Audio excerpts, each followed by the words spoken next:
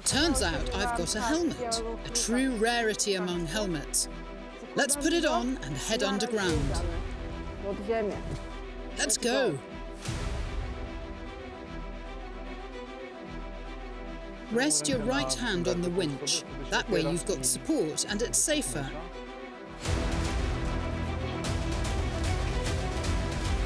And you're on.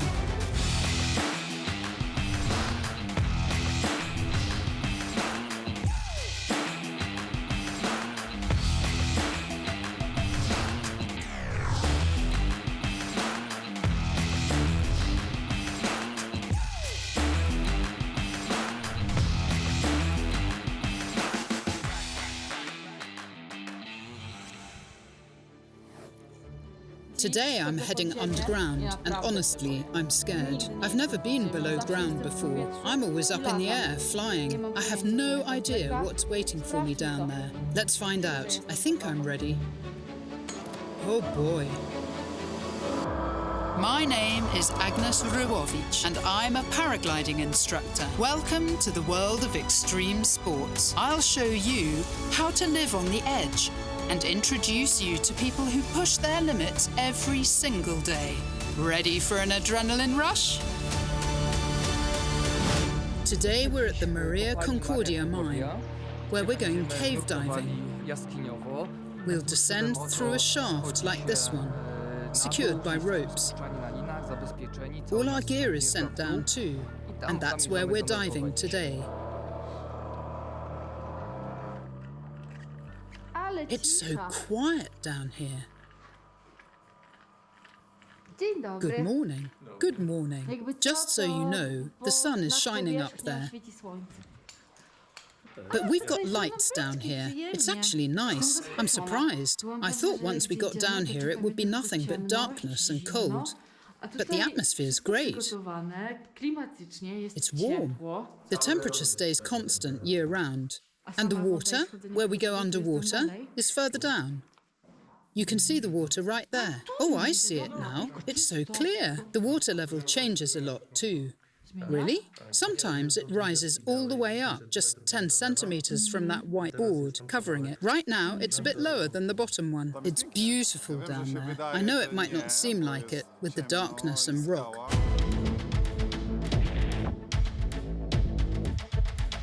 But every cave I visit has its own unique shapes, air, structure. To me, it's like the eighth continent, still unexplored.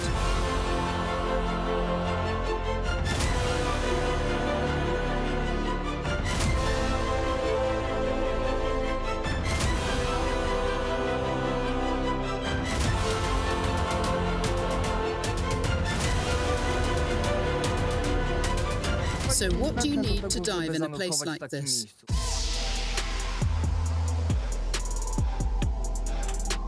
First of all, skills and certification. Safety comes first. Of course, there's all the necessary diving gear. We've got tanks filled with air, pressure gauges to monitor our air supply, breathing regulators, we need buoyancy wings, dicing masks, and special heating layers, heated undersuits.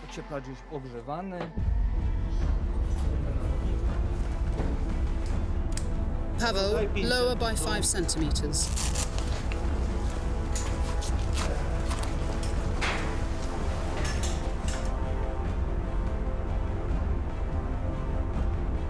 There are guidelines everywhere. You won't find a single jump point without one. We don't swim anywhere without a line.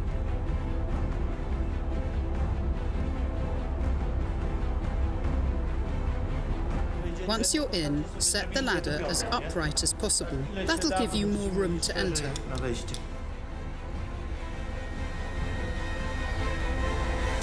We dive in places like this because it's often really cold, so we need to be properly protected from the cold. We dive in dry suits, which are completely waterproof. Underneath, we wear an insulated onesie. We seal everything with watertight gloves. On our heads, we wear thick neoprene hoods that keep us warm. We also use dive computers that constantly show us how deep we are, how much no decompression time we have left, or if we go over, they tell us when and at what depth to perform decompression stops. And of course, every diver needs fins. Special, stiff, technical fins for frog kicking.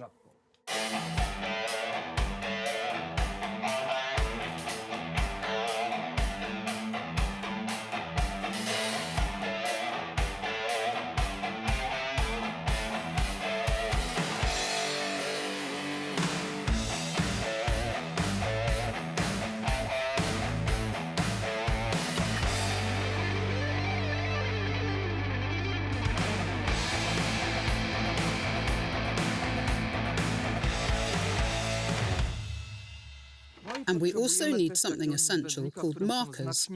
These aren't used in any other type of diving. We use arrows and cookies.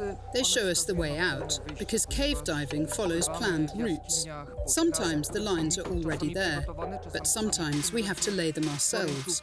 We attach special markers to these guidelines, so if anything happens, like losing visibility, or if the water gets stirred up, they help us find the way out. You always hold on to the line, you don't let go. And if you feel a marker that tells you which way is out, then you know you're swimming in the right direction.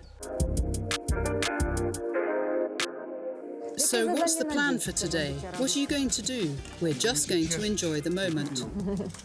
No tasks today. We'll shoot some videos, take some pictures and admire the walls. As you can see, they're beautiful. Magnesite forms these white streaks in the rock, so the contrast of the dark walls and white veins in torchlight, it's really something.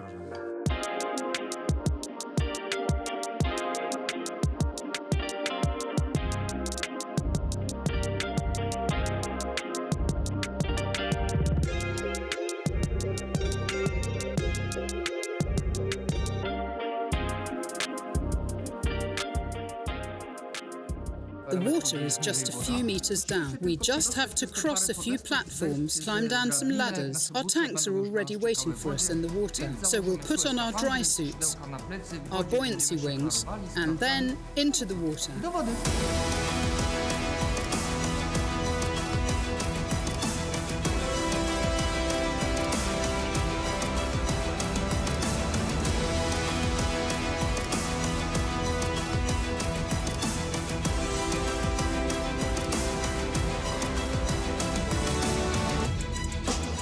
I love it once I'm in the water, starting to descend, because as you can see, there's so much gear to put on.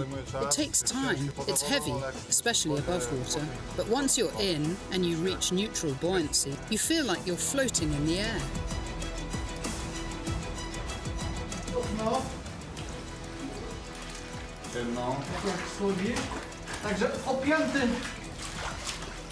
I'm turning on the heating, because it's freezing cold underwater, literally just a few degrees, and we plan to stay down there for a while, so it's going to be really cold.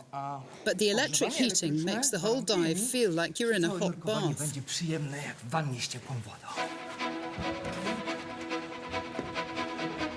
Unfortunately, I won't be diving today. I'm really sad. Her certificate didn't arrive. Yeah, my certificate didn't arrive. Turns out cave diving is so pro that to get licensed, you have to be seriously advanced.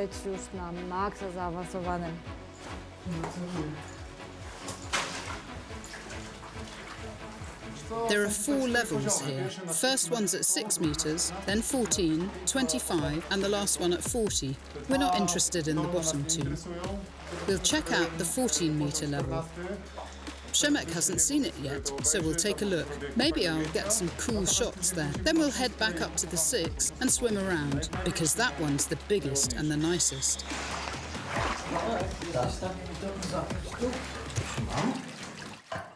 That's why it's a partner sport.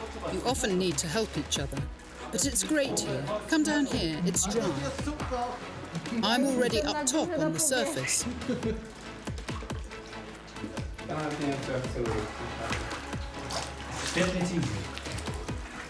Są jacyś ludzie.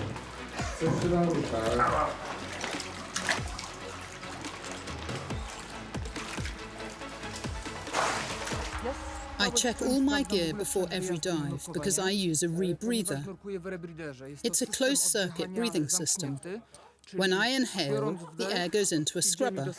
The scrubber is filled with soda lime. It removes carbon dioxide from the exhaled air. Then oxygen is added back in. I have an extra 1.5-litre oxygen cylinder on my back, which slowly injects oxygen into the system. Then it goes into a counter lung, because when I inhale, the air has to come from somewhere, and when I exhale, it has to go somewhere too. Then it passes through a second scrubber, which further removes carbon dioxide. And then the air comes back to my mouth, so I breathe in a loop. Crucially, I have a special dive computer with 3 oxygen sensors that constantly monitor how much oxygen is in the loop, because oxygen is toxic. With every 10 meters of depth, the oxygen pressure increases, and under high pressure, it becomes very dangerous. That's why we have to strictly control the oxygen levels in the loop so we don't get oxygen poisoning. Lights on? Regulators checked? Yes, all set.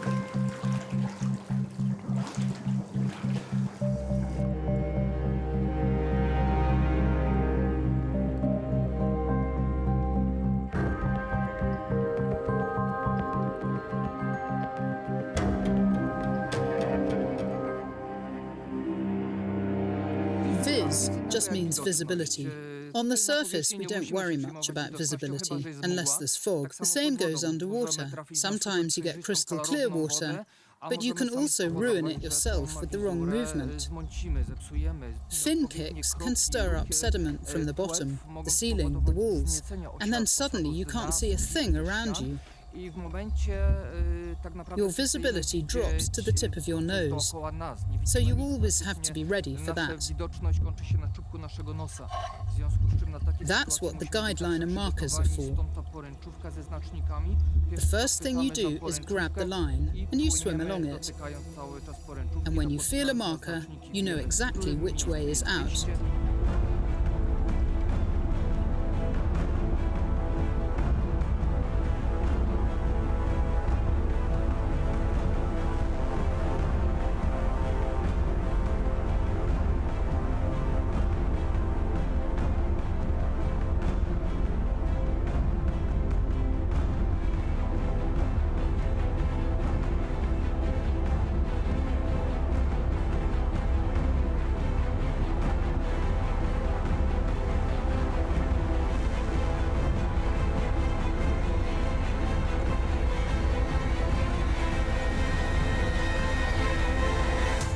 For me, the real passion in diving is photography.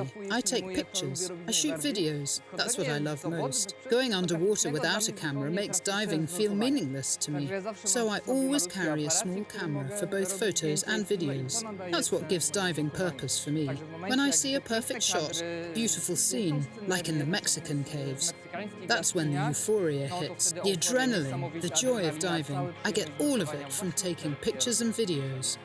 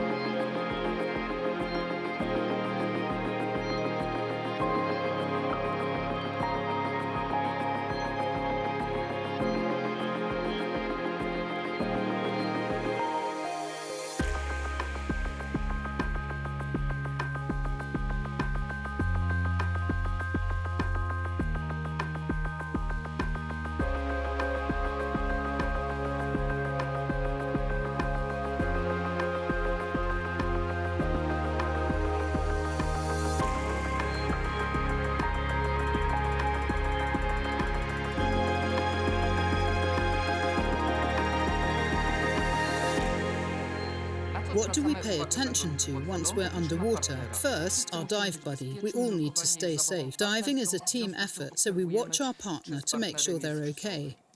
Second, we constantly check our dive computer. It gives us all our key dive parameters. And third, we monitor our air pressure because it's limited. We have to manage our gas supply to get in and out safely. And always keep a reserve, just in case we need to share air with our buddy. Bezpiecznie podać pod wodą, gdyby coś się stało.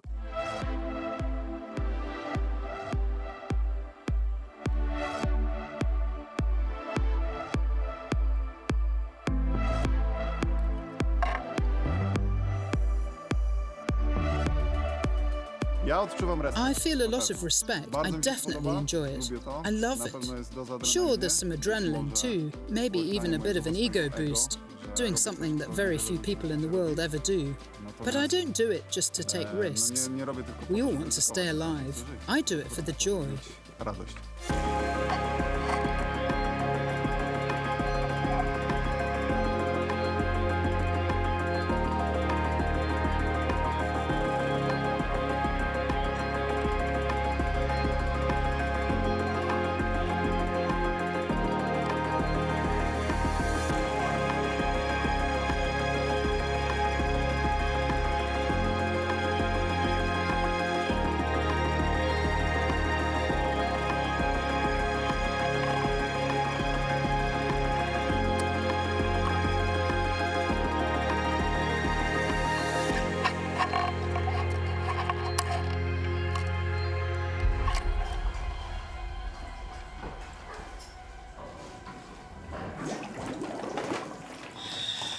Wet from here to here, and refreshing. Oh, beautiful. I needed that. We found some sort of dry tunnel. I'll ask Paweł in a moment if they ever explored it further.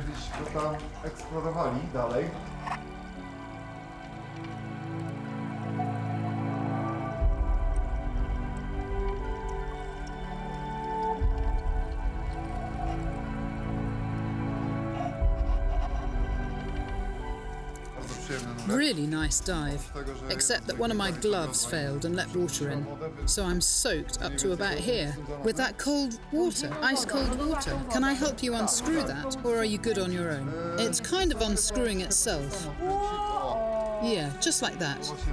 So my dry suit was cold. It's really cold. A bit soaked, but it happens sometimes.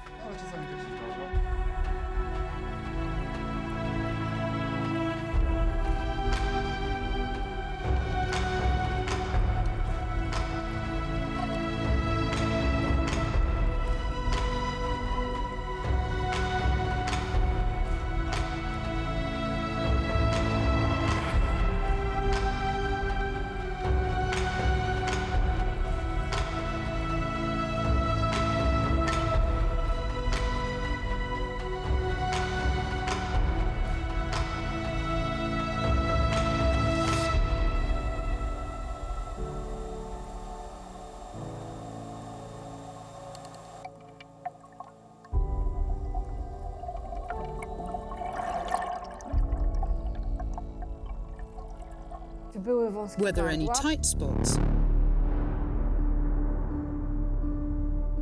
Yeah, fun little passages, about this size. When you've got tanks on both sides, you really feel it. You end up bumping them a bit, or hitting the top with your head. You have to use soft, gentle fin strokes to squeeze through.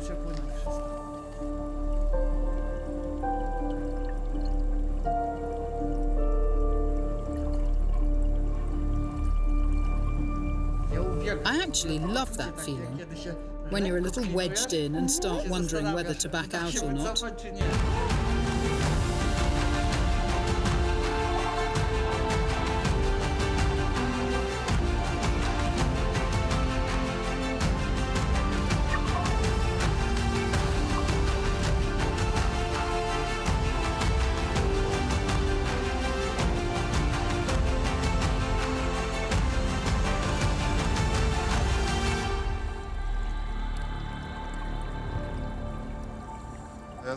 I always look for spots where air gets trapped in pockets, like here.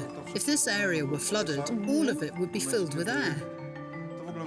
And it looks like a mirror underwater. When you shine a light on it, magical reflections fill the whole space. It really looks magical. Naprawdę to wygląda magicznie.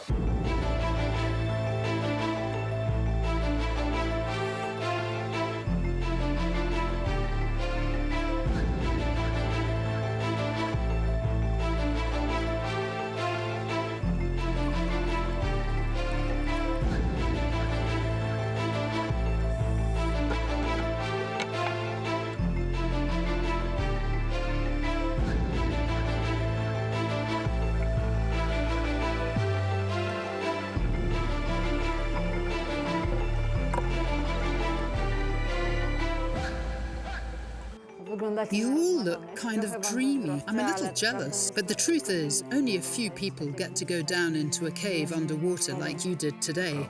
That's true, but it's all still ahead of you. Aha, well, maybe.